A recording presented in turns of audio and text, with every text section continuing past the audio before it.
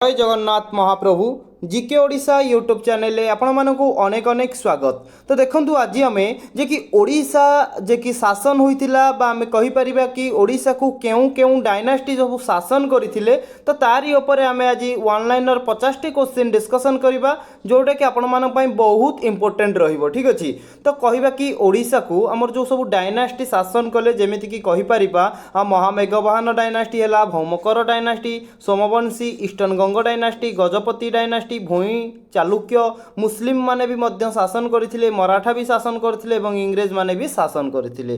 तो आमे एई सब ऊपर केबे शासन करथिले, को डायनास्टी पर को डायनास्टी आसिक शासन कला एवं से डायनास्टी रो प्रतिष्ठाता टोटाल डायनास्टी ऊपर आज आमे डिस्कशन करिबा, जोटे कि आपण मानकर एग्जाम पॉइंट ऑफ व्यू बहुत इंपोर्टेंट रहउची। जेमिति कि कहिबा वर्तमान टाइम रे हमर जो एग्जाम चलीची आरआई, एआरआई एवं अमीनो एग्जाम पाई मोस्ट इंपोर्टेंट रहुची बा हमर जो अपकमिंग एग्जाम आसुची जेमिति कहबा कि OSF Odisha industrial security force, district constable बा जेकोसी एग्जाम आसुना कहीं कि अपकमिंग, तो प्रत्येक एग्जाम पाई वीडियोटी बहुत इंपोर्टेंट रहिबो। कहीं ना आपण मैंने जदि प्रीवियस ईयर क्वेश्चन पेपर जेकोसी एग्जाम उठे देखिए डायनास्टी उपर कंपलसरी आपणकर क्वेश्चन आसूची बा आपणकर आसीबो, बुझले ना। तो जदि भी आपण मानक यार पीडीएफ दरकार तो आपण माने हम GK Odisha Telegram channel join हो जातु, जार लिंक डिस्क्रिप्शन बॉक्स रे अवेलेबल अच्छी। यथाशीघ्र मु आपण मानक यार पीडीएफ टी प्रोवाइड कर देबी, बुझिले। तेबे चलंतु आज प्रथम क्वेश्चन टी को आमे आरंभ करिबा। देन देखंतु फर्स्ट क्वेश्चन जोड़ा कि हमर question number 1, which was the first major dynasty of Odisha. तो ओडिशा रो प्रथम मेजर डायनास्टी कोउडा ना आमे कहि परिबा कि महामेघवाहन डायनास्टी।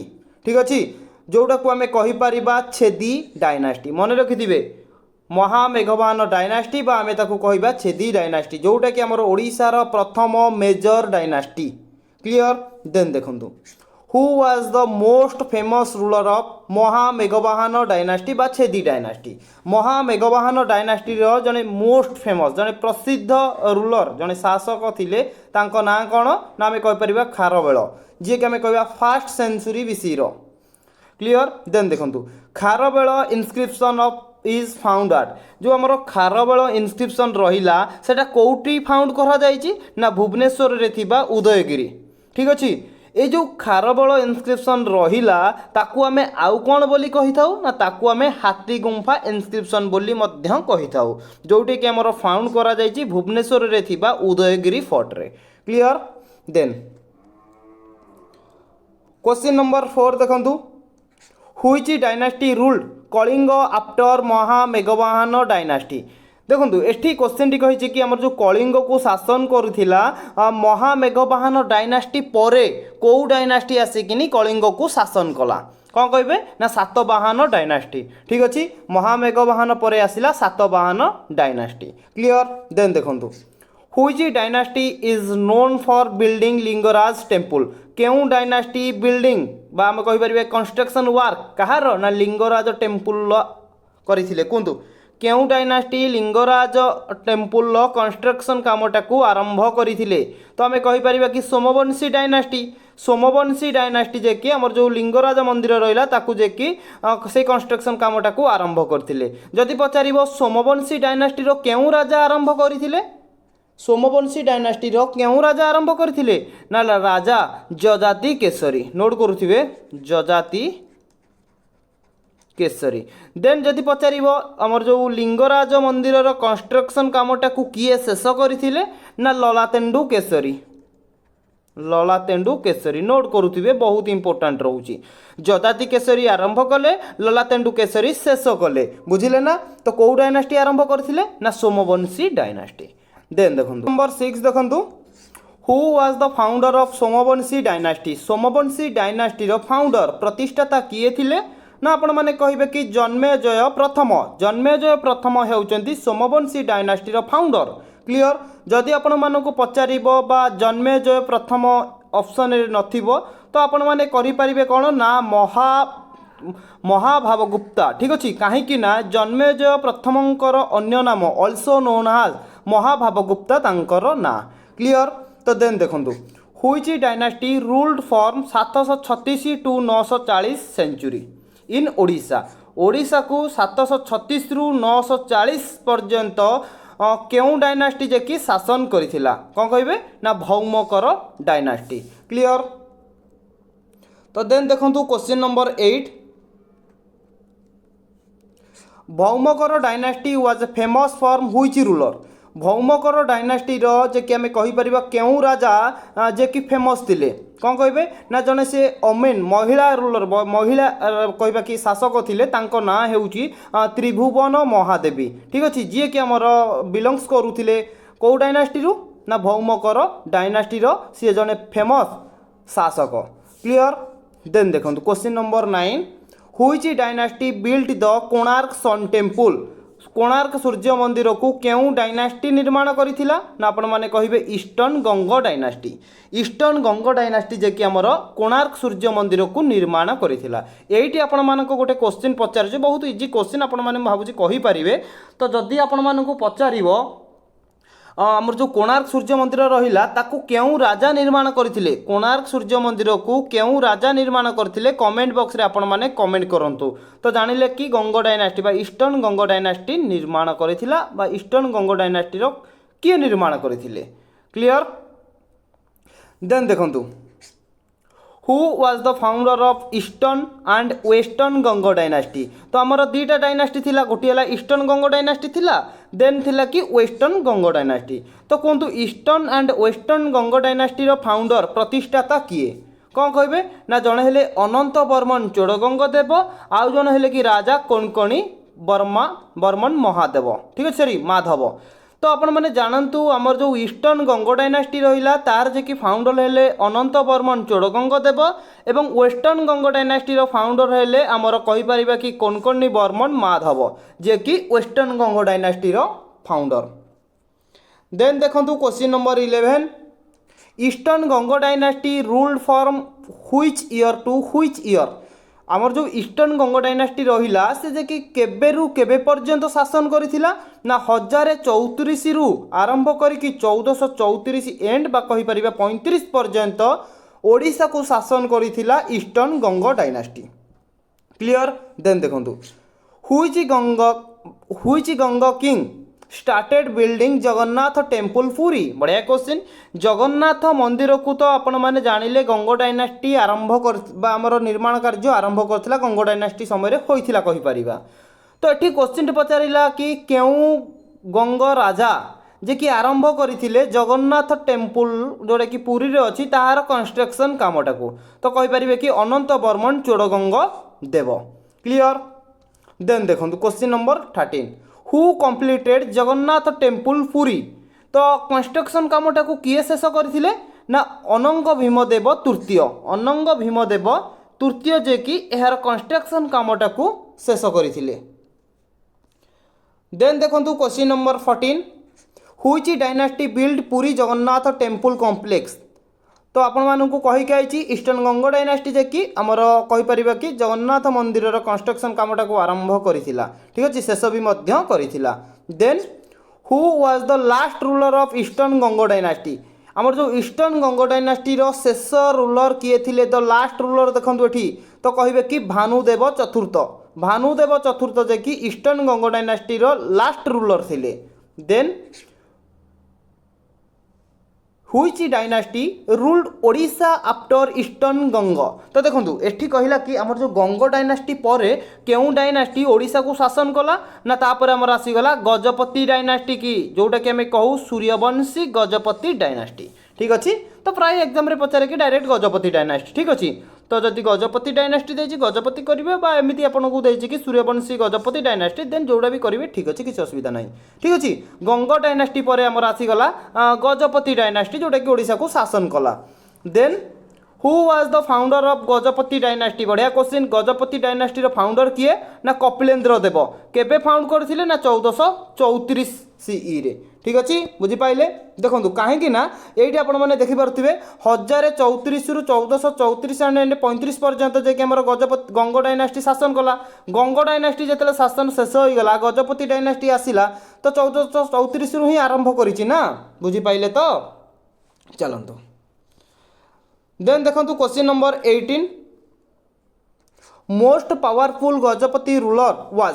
तो देखा जदि गजपति डायनास्टीर जड़े पावरफुल लीडर जड़े पावरफुल शासक थिले तांको ना कौन ना कपिलेन्द्र देव जी कि गजपति डायनास्टीर फाउंडर प्रतिष्ठाता। ठीक देन देखंतु which Gajapati ruler was called Abhinava Indradyumna. कौ गजपति रूलर को कुहा जाउथिला अभिनव इंद्रद्युम्न बोली कौन कहिबे ना पुरुषोत्तम देव।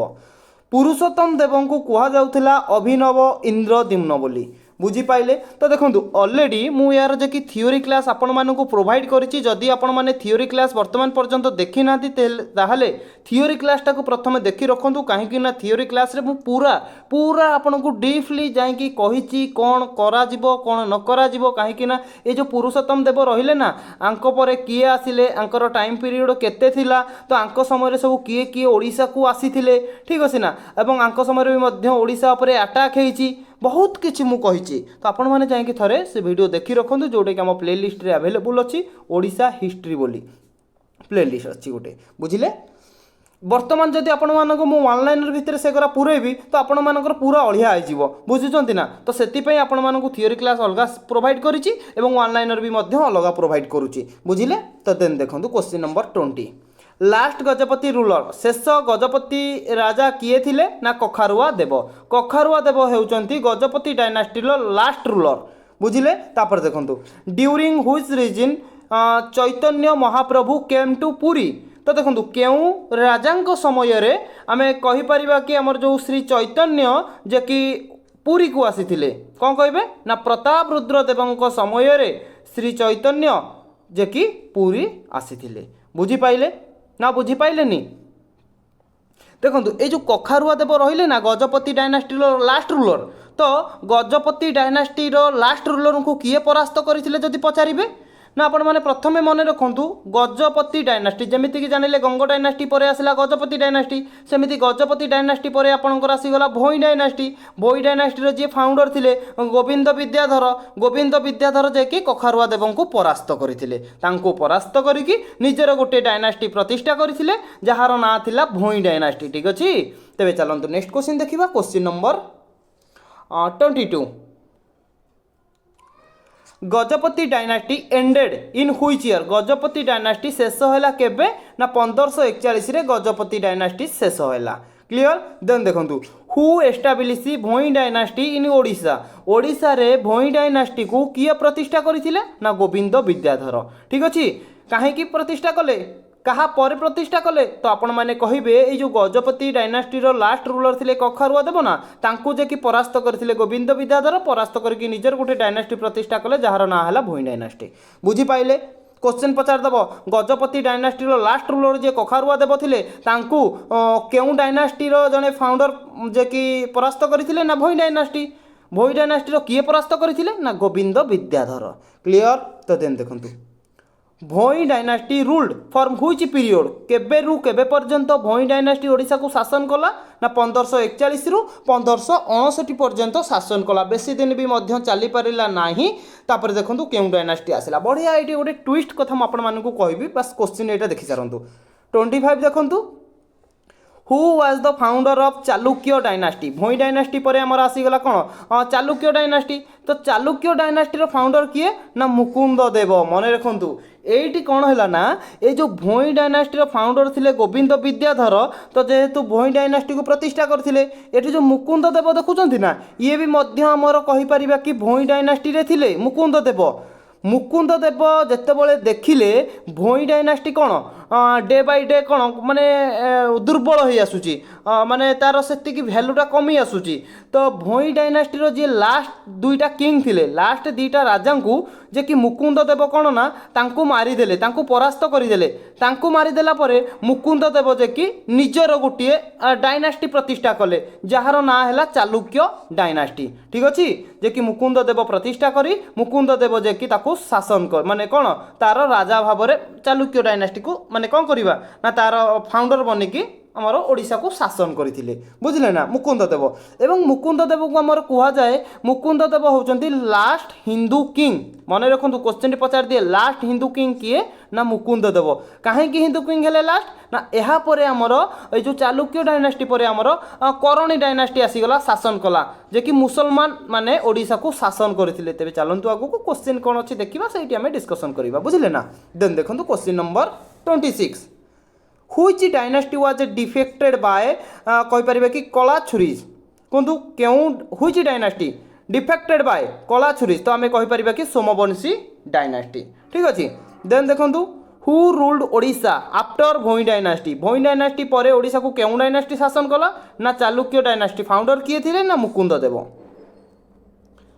क्वेश्चन नंबर 28 देखंतु Mukunda Deva was the last independent Hindu king of Odisha मन रखु 1568 रे जे कि मुकुंद देव कौन परास्त हेले मुकुंद देव को जे कि मारी दिया जाइथिला 1568 रे किए मारिथिले काहेकि मारिथिले हमें डिस्कशन करिबा तबे नेक्स्ट क्वेश्चन देखंतु 29 हु डिफेक्टेड मुकुंद देव इन 1568 1568 रे मुकुंद देव को किए परास्त करिथिले तो कहिबे कि करणी डायनास्टी ऑफ बेंगल जे कि बेंगल सुल्तान थिले सुलेमान करानी कौन करथिले ना सी जने बेंगल सुल्तान ने थिले सी जे कि करणी डायनास्टी की आमे कहि परिबा कि प्रतिष्ठा करथिले जे कि 1568 रे मुकुंद देव को परास्त करथिले मुकुंद देव को परास्त करिकी तांकर गोटे डायनास्टी थिला करणी डायनास्टी मन रखंतु जो करणी डायनास्टी रो राजा भावरे सुलेमान खान करानी 1568 रे ओडिशा को शासन करथिले जेहेतु मुकुंद देव जने हिंदू थिले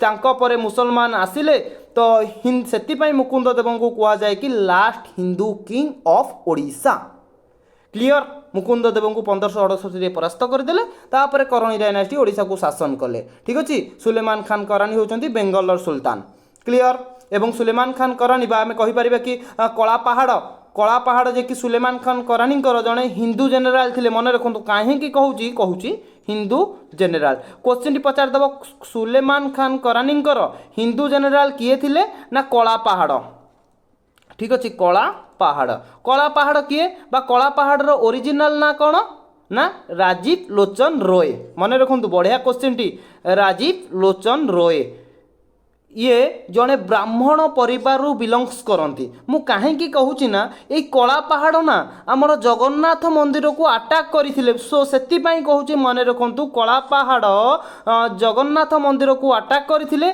कला पहाड़र ओरिजिनल ना हूँ राजीव लोचन रॉय ये जड़े ब्राह्मण परिवार बिलंग्स करुथिले मन रखु मोस्ट इंपोर्टेंट एटा आपणकर बुझिले ना कला पहाड़ कहीं जगन्नाथ मंदिर को अटैक करथिले जानिछंती गोटे छोटिया स्टोरी अछि कहूँ टिके गोटे मिनिट भी लागबनी ध्यान दिंतु कला पहाड़ जी कि राजीव लोचन रॉय सी जे कि आमर जो सुलेमान खान करानी रहिले तांकर माने कहि परिबे कि सुलेमान खान करानी कौन कले ना जेतेबेले ओडिशा को कौन करिवे ना शासन करिवे तांकु तो जने कि ओडिशार तो दरकार ना सेमती जने लीडर सी जे कि कला पहाड़ उपरे कौन माने तांकु जे कि कब्जा केमिति करिवे तांको हथियार को केमिति नेबे ना सुलेमान खान करानी जने गोटे झियो थिला सुंदरिया झियोटा थिला तांकर जे कि विवाह करदेले का सहित ना खाली विवाह नुह तांको फसई दिगला कला पहाड़ को फसई की जे कि सुलेमान खान करानी जो झील थिला तांको सहित विवाह करदेले ये जने मुस्लिम परिवार बिलंग्स करुचंती एवं ये जने हिंदू परिवार बिलंग्स करुचंती तो कथाटा टिके हजम होउनी ना तो सेति पई कि मैरेज पर कला पहाड़ जे कि से झील को लेकिन आसिले जगन्नाथ मंदिर को सेठी जे कि कौन ना आमर जो जातिटा हिंदू करिवे बोली नहीं आसिले सेठी जो पंडित माने थिले से माने डायरेक्ट तांको मना करदेले तमे जने ब्राह्मण परिवार बिलंग्स करुच एवं से झील जने मुस्लिम परिवार बिलंग्स करुचंती तो एटा संभव नुहे आमे एठी सेटा को प्रशय करिबु नाही से जिनसटा को कहिले एवं तांको सेटु विदा करदेले जेतेबेले विदा करदेले कला पहाड़ जेहेतु सुलेमान खान करानी रो जोई बुझुचंती ना सीए कला पहाड़ आसिकी तांको जोई आगे सब कथा कहिदेले जोई पूरा रागी गले जोई को पाखरे तो सैन्य बाहिनी सेतिकी अछंती ठीक अच्छे ना सुलेमान खान करानी कौन कले ना कला पहाड़ को सैन्य सामग्री देदेले कहले जाओ जगन्नाथ मंदिर पर अटैक कर आउ ये जाकि जगन्नाथ मंदिर पर अटैक कले आ कौन बुझी पाइले ना गोटे छोटिया स्टोरीटा थिला बस आपण मानक नॉलेज रे रहिबा दरकार देन देखंतु question number 30 after 1568 Odisha came under which Muslim rule टिके पूर्व कहीकि आसिले तो आपण माने कहबे अफगान जोटा कि कहीपर कि करणी रूल तापर आसला आमर मोगल रूल ठीक अच्छे। तो 1568 आमर मुस्लिम रूल जोटा कि आम कहीपर कि करणी डायनास्टी ओडिशा को शासन करथिला। करणी डायनास्टी पर आमर मोगल डायनास्टी भी ओडिशा को आसला। मोगल पर आमर ब्रिटिश एंड चलीला ओडिशा आउ कौन ठीक अच्छे। देन देखो Mughal rule in Odisha started in which year केउं वर्ष मोगल रूल जे कि ओडिशा रे स्टार्ट हैला ना 1592 रे स्टार्ट हैला। कहा अंडर रे ना अकबरंक अंडर रे। देन देखंतु बुझी पाइले ना नहीं करणी डायनास्टी परे परे आपणकर आसीगला कौन मोगल डायनास्टी जोटा कि आमर 1592 रे जोटा कि आमर अंडर कहा अंडर रे ना अकबरंक अंडर रे। Then which Mughal general defected Afghani ruler of Odisha. तो ये कौन कहूँ केउ मोगल सेनापति ओडिशा रे जे कि अफगान शासकों को परास्त करथिले बुझिपाइले केउ मोगल सेनापति ओडिशार अफगान शासकों को परास्त करथिले। तो आपण माने कहबे Rajman Singh. Then Odisha was a part of which सूबा अंडर मोगल। तो देखो ओडिशा जे कि आम कहि परिबा कि कोउ सूबा अंडर रो गोटे पार्ट थिला कहतु ना आम कहि परिबा बेंगल सूबर गोटे ओडिशा पार्ट थिला। क्लियर। देन देखो 34 देन देखो मराठा रूल केबे ओडिशा रे स्टार्ट होता ना 1751 रे मराठा रूल स्टार्ट हैला। Then who ceded Odisha to Maratha.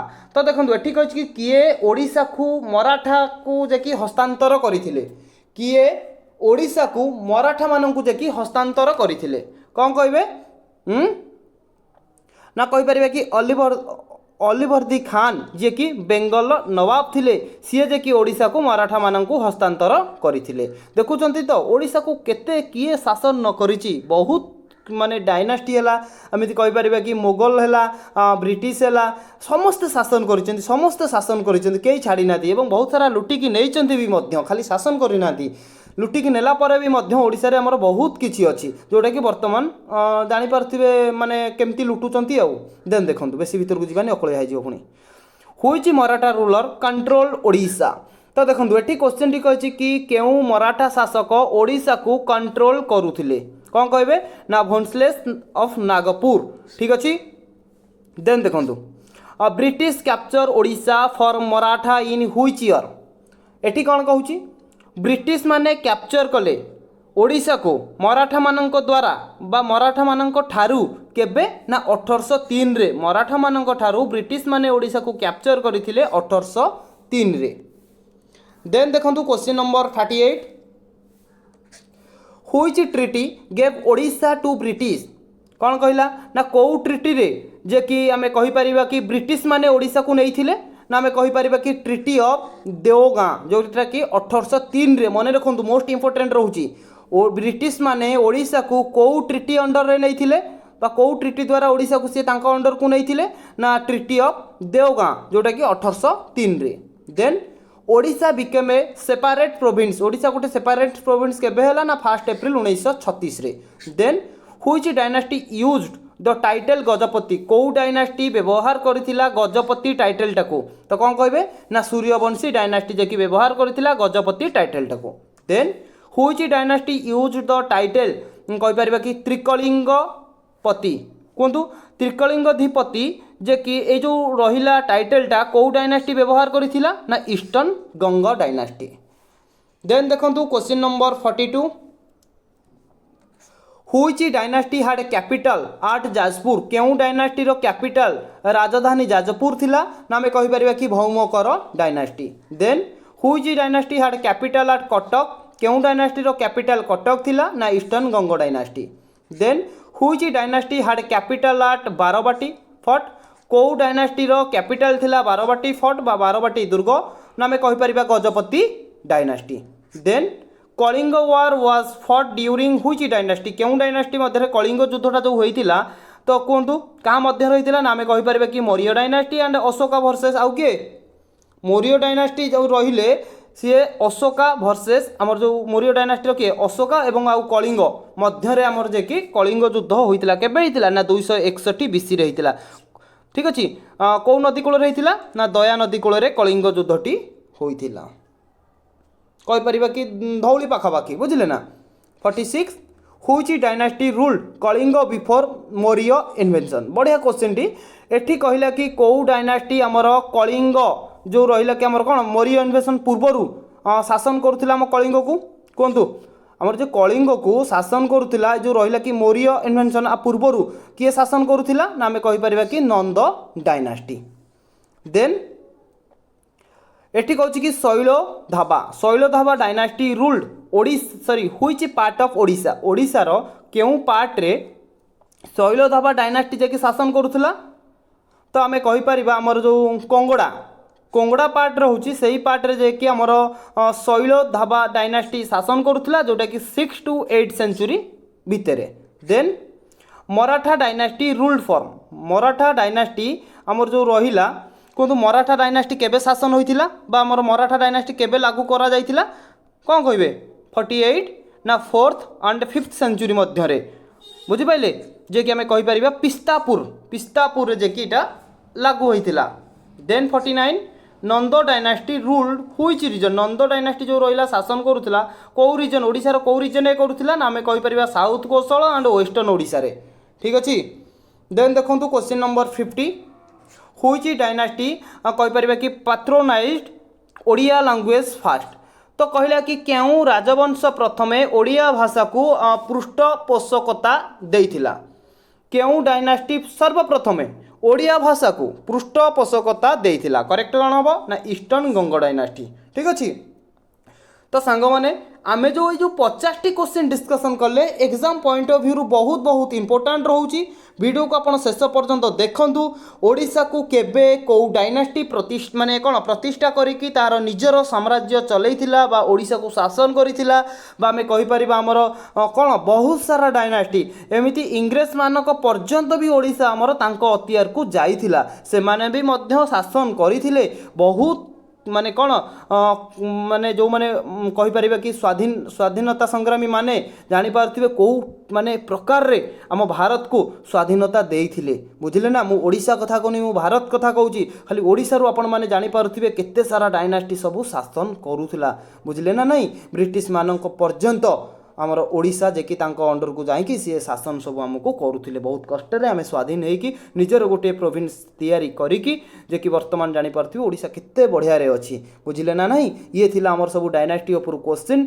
जोटा कि आपनकर एग्जाम पॉइंट ऑफ व्यू बहुत बहुत इंपोर्टेंट रहउची वीडियो को शेष पर्यंत देखंतु जदि वीडियोटी भलो लागे बा आपनकु एई टाइप रो कंटेंट दरकार तेबे चैनल को सब्सक्राइब करके लाइक करके सांग साथी मानको वीडियोटी को शेयर करंतु बा आपनकु को टॉपिक ऊपर क्वेश्चन दरकार आपण माने भी मध्य हमको कमेंट बॉक्स रे कमेंट करि परिबे नचेत टेलीग्राम रे मेसेज करि परिबे आमे ठीक सही टॉपिक ऊपर क्वेश्चन आने की डिस्कशन करिबा बुझिले। तो पीडीएफ पाई टेंशन नियंतुनी काहे कि हम ऑलरेडी आपण मानको कहि कि रखिछि पीडीएफ म आपण मानको जीके ओडिसा टेलीग्राम चैनल रे प्रोवाइड कर देबी जहार लिंक डिस्क्रिप्शन बॉक्स रे अवेलेबल अछि यथा शीघ्र म आपण मानको एहार पीडीएफ टी देई देबी क्लियर। तो पुणी थरे देखा हबा पुणी थरे वार्तालाप करिबा गोटे नुवा टॉपिक रे नियो वीडियो रे ठीक अछि। जय जगन्नाथ महाप्रभु।